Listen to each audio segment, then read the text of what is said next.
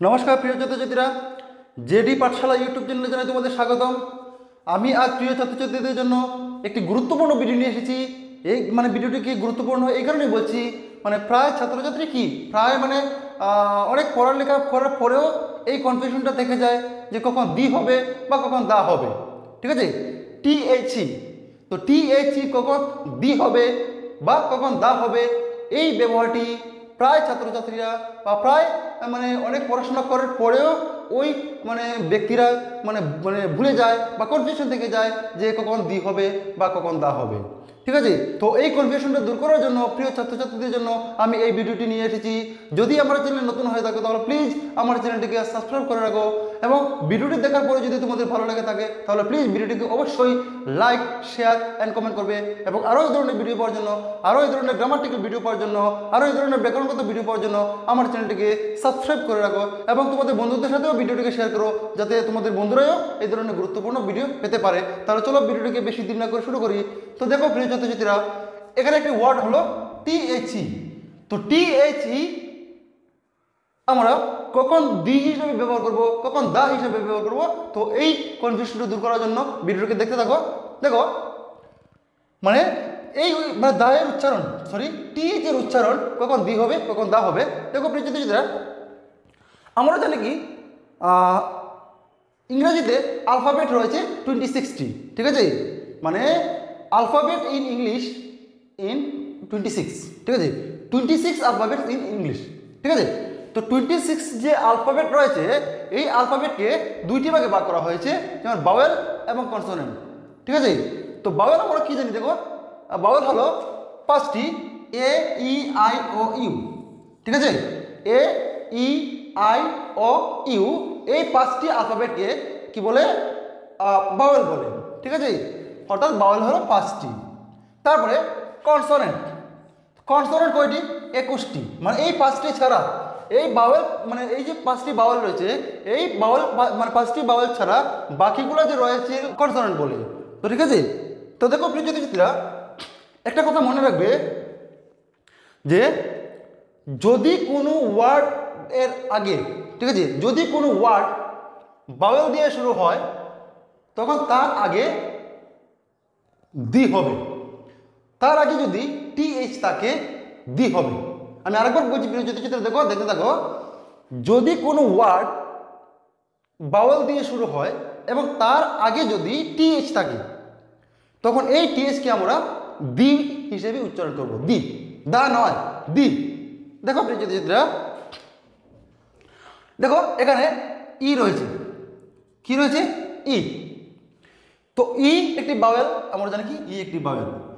তো এখানে প্রিয় ছাত্রছাত্রীরা, যদি আমরা টিএইচ ব্যবহার করি বা কোনো সেন্টেন্সের মধ্যে এগের আগে এখানে টিএইচ থাকে তখন আমরা কি বলবো, এটাকে দা বলবো না, কি বলবো, দি বলবো। ঠিক আছে, দি বলবো, দা নয়। দেখো এখানে অ্যাপল, অ্যাপল। ঠিক আছে, তো অ্যাপলের এ বাওয়েল আছে, অ্যাপলের আগে যদি টি এইচ ই থাকে তখন কি বলবো আমরা, আমি আগেই বলছি যদি কোনো ওয়ার্ড বাওয়েল দিয়ে শুরু হয় এবং তার আগে যদি টিএইচ থাকে তখন কি হবে, দি হবে, দি হিসেবে আমরা ইউজ করব। তারপরে এখানে দেখো প্রিয় ছাত্রছাত্রীরা, এখানে এলিফ্যান্ট, এখানে আন্ট। তো এখানে যদি আমরা টিএইচ ই ব্যবহার করি তখন এটাকে ই যেহেতু রয়েছে, বাওয়েল দিয়ে শুরু হয়েছে, এলিফ্যান্ট ওয়ার্ডটি বাওয়েল দিয়ে শুরু হয়েছে, তো এখানে টিএইচই কে আমরা দি বলবো।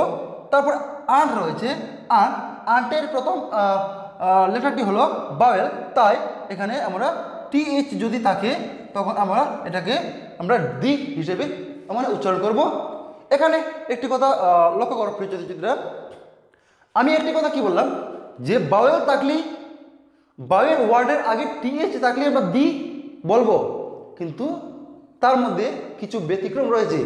এই ব্যতিক্রমগুলো একটু দেখে নাও। এমনি জেনারেলভাবে বাওয়েল থাকলে বাওয়েল ওয়ার্ড ওয়ার্ডের কোনো ওয়ার্ড বাওয়েল দিয়ে শুরু হলে এবং তার আগে টিএইচ থাকলে দি হিসাবে উচ্চারণ করব জেনারেলি, কিন্তু তবুও কিছু তার ব্যতিক্রম রয়েছে।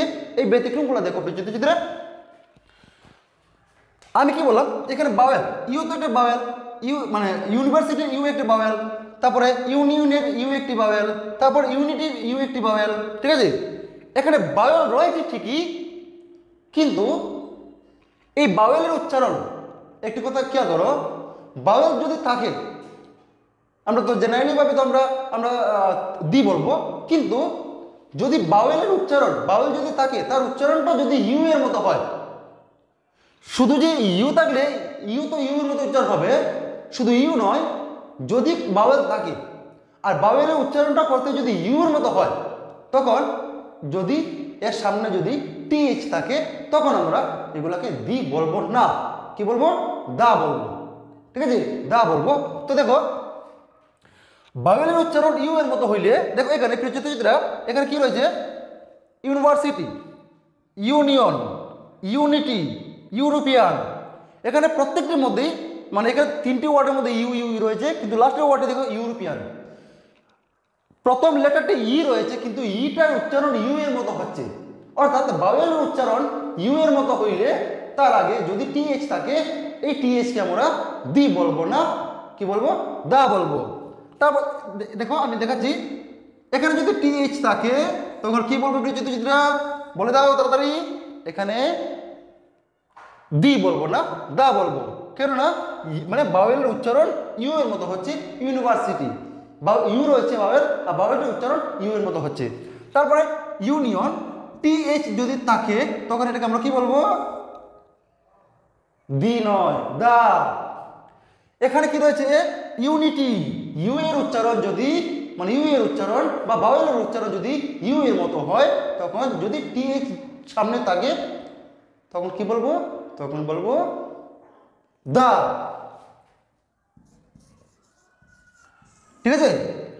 তো এখানে আমরা দুইটা কথা জানতে পারলাম, যদি কোনো ওয়ার্ডের সামনে বা যদি কোনো ওয়ার্ড বাওয়েল দিয়ে শুরু হয় এবং তার আগে যদি টিএইচ থাকে তখন এটাকে দি বলবো, কনফিউশন দূর। কিন্তু সব সময় দি বলবো না, কিছু ব্যতিক্রম রয়েছে, কোনো কোনো সময় বাওয়েল থাকলেও দা বলবো। দা কোন সময় বলবো, যদি বাওয়েলের উচ্চারণ ইউ এর মতো হয়, একদম ক্লিয়ার কাট, একদম কনফিউশন দূর, কোনো এখানে কনফিউশন রাখবে না। আমি আরেকবার রিপিট করছি, যদি কোনো ওয়ার্ডের সামনে বা যদি কোনো ওয়ার্ড বাওয়েল দিয়ে শুরু হয় এবং তার আগে যদি টিএইচ থাকে তখন আমরা দি বলবো, কনফার্ম।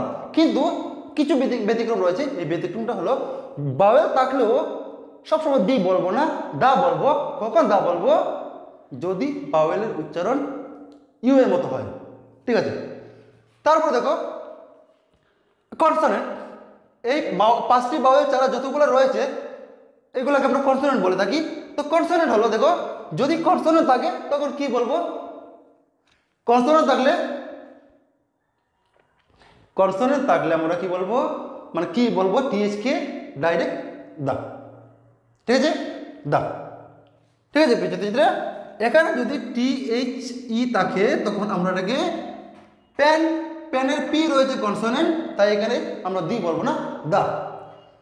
মানে কনসোনেন্ট থাকলে মানে কোনো ওয়ার্ড যদি কনসোনেন্ট দিয়ে যে শুরু হয় তখন তার আগে যদি টিএইচ থাকে তখন এই টিএইচ কে আমরা দা বলবো, ঠিক আছে। দেখো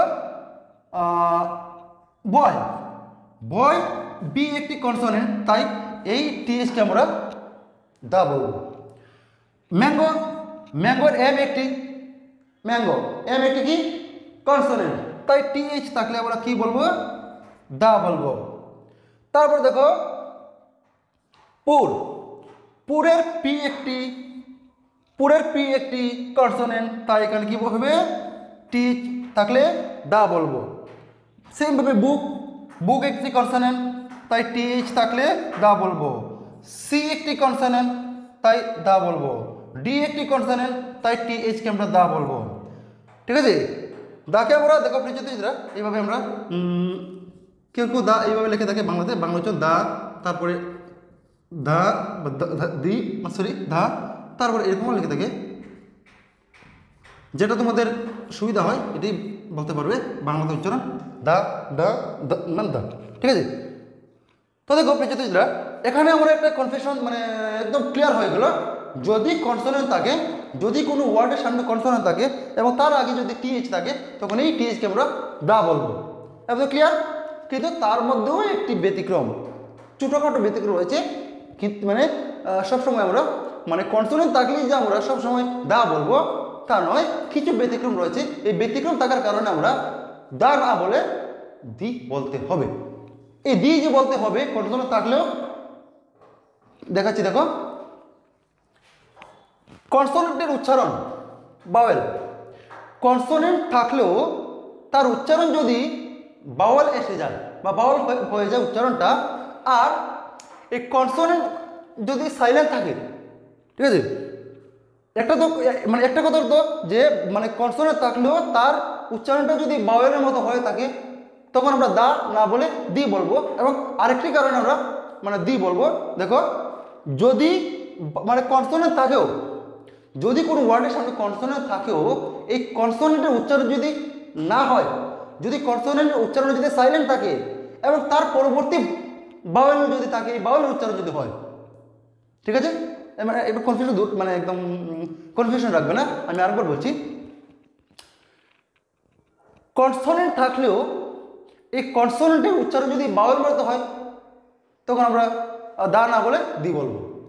আরেকটি কারণে দি বলবো, যদি কনসোনেন্ট থাকে, এই কনসোনেন্ট যদি উচ্চারণ না হয়, সাইলেন্ট হয়ে থাকে, সাইলেন্ট হয়ে যদি থাকে এবং তার পরবর্তী যে বাওয়েল থাকবে, এই পরবর্তী বাওয়েলটা যদি উচ্চারণ হয়ে থাকে, তখন আমরা দা বলবো না, দি বলবো। দেখো এখানে এমএলএ, এলপি, এনসিসি, এখানে আমরা এম কিন্তু মানে সরি এম কিন্তু কনসোনেন্ট রয়েছে, কিন্তু কনসোনেন্ট থাকলেও কি আমরা উচ্চারণটা করার সময় এম এ এম এ উচ্চারণ করছি। এমটাকে উচ্চারণ করতে প্রথমে আমাদের মুখে এ আসে, অর্থাৎ বাওয়েল উচ্চারিত হয়েছে, ঠিক আছে। তো বাওয়েল যখন উচ্চারিত হচ্ছে, তখন আমরা তার সামনে যদি টিএইচই থাকে, এই টিএইচকে আমরা দা বলবো না, দি বলবো। এলপি, এলপি, এল কিন্তু কনসোনেন্ট, কিন্তু এলটাকে উচ্চারণ করতে এ আসছে, প্রথম বাওয়েল উচ্চারণ হচ্ছে, তখন দা না বলে দি বলবো, ঠিক আছে।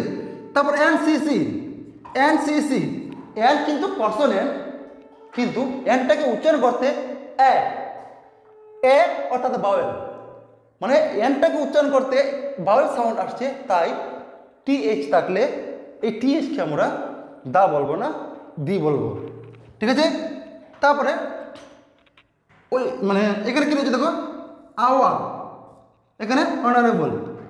দেখুন আমরা এইচটাকে যদি উচ্চারণ করতাম, তখন আমরা বললাম না হাওয়া, তা হাওয়া তো বলছি না, আমরা বলছি আওয়া, ঘন্টা। তারপরে অনারেবল, অনারেবল আমরা বলছি না যে হনারেবল, অর্থাৎ এইচ একটি কনসোনেন্ট আর এইচটা উচ্চারিত হচ্ছে না, এইচটা সাইলেন্ট ভাবে রয়েছে। আওয়ার, অনারেবল, যদি কোনো কনসোনেন্ট থাকে, এই কনসোনেন্টটা যদি সাইলেন্ট থাকে এবং সাইলেন্ট থাকে যদি পরবর্তী যে বাওয়েল থাকে, এই পরবর্তী বাওয়েলের উচ্চারণ যদি হয়, যেমন আওয়ার, এখানে অ রয়েছে, ওয়ে মানে ও মানে কি বলবো, বাওয়েল উচ্চারিত হচ্ছে, কনসোনেন্ট রয়েছে ঠিকই এইচ, কিন্তু এইচটা সাইলেন্ট থাকে, এখানে পরবর্তী বাওয়েলের সাউন্ড আসছে। তো যদি কোনো ওয়ার্ডের সামনে কনসোনেন্ট থাকে এবং এই কনসোনেন্ট থাকার পরে যদি এই কনসোনেন্টটা যদি সাইলেন্ট থাকে, ঠিক আছে, এই সাইলেন্ট থাকার পরে যদি বাওয়েল সাউন্ড উচ্চারিত হয়, ঠিক আছে, তখন যদি সামনে টিএইচ থাকে, তখন আমরা দা বলবো না, দি বলবো। অনারেবলের সামনে যদি দি থাকে, সরি টিএইচ থাকে, তখন আমরা দা বলবো না, দি বলবো, ঠিক আছে। চিত্রা একদম ক্লিয়ার। তোমরা একটা মানে খাতা কলম নিয়ে এগুলো মানে বা লিখতেও পারো বা স্ক্রিনশট মানে স্ক্রিনশট মেরে রাখতে পারো, তোমাদের অনেক কাজে আসবে, অনেক কাজে আসবে বলতে কি অনেক কাজে আসবে। তোমরা যদি তোমাদের সামনে কেউ যদি ভুলও বলে থাকে, তখন তোমরা তাদেরকে ধরিয়ে দিতে পারবে বা দেখিয়ে দিতে পারবে, না না এখানে দি হবে না, দা হবে, দা হবে না, দি হবে।